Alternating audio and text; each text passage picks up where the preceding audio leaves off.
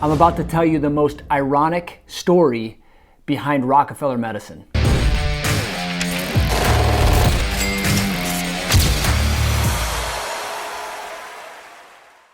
I'm Dr. Dan. I help health and wellness experts understand and bring the truth of real healthcare to more humans. What I want to tell you is the most ironic story, what I believe is the most ironic story and really saddening, disheartening story behind John D. Rockefeller and Rockefeller medicine. If you've heard anything that I've mentioned regarding John Rockefeller and Abraham Flexner and the Flexner Report written in 1910, you know that this entire medical model, what is called our allopathic model of healthcare, was completely bought on a deceptive lie. Now, some of you think that sounds kind of harsh, but I just recommend you go look at either other videos I've done outlining what occurred in 1910, or go look it up yourself. Research this.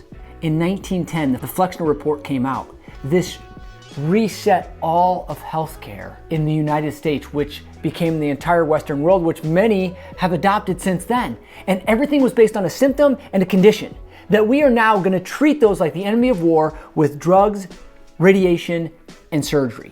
That is the allopathic paradigm. It's the accepted conventional healthcare model. If you have a child, if you have a family, if you have a medical doctor that you take that family to, you now subscribe to this allopathic model, or they do, which means you do as well. And so I say this because I speak to and coach many entrepreneurs that are health and wellness experts, and I need to remind them what they're up against. The reason why holistic, natural healthcare experts, chiropractors, homeopaths, naturopaths, functional medicine doctors, even fitness people, nutritionists, the reason why they've been coined or labeled as alternative or fringe healthcare is because of a greedy lie peddled by a guy named John D. Rockefeller. John was an avid golfer, and he golfed with a foursome. In fact, he moved to Florida, or at least had a house down there in his later years because he loved golf. And one of the guys he golfed with every day was his described primary care physician. Well, this guy happened to be a homeopath.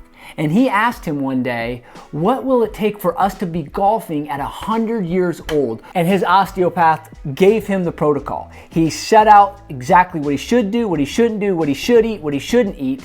And this became his model of healthcare. Now, here's the irony. At the same time, he was making allopathic care the standard medical care of its time. That became the foundation for all medical curriculum. This guy who utilized natural care, utilized homeopathy, utilized holistic healthcare as his predominant choice for his body, vilified, demonized, and often jailed those who practiced in that model. And the Flexner Report that came down did exactly that. It painted anybody that was non-allopathic as a villain, as a demon, as somebody who's unscientific, that doesn't subscribe to the scientific method, that is a fringe doctor that we need to get rid of, or at least aren't going to be the standard of care in our country.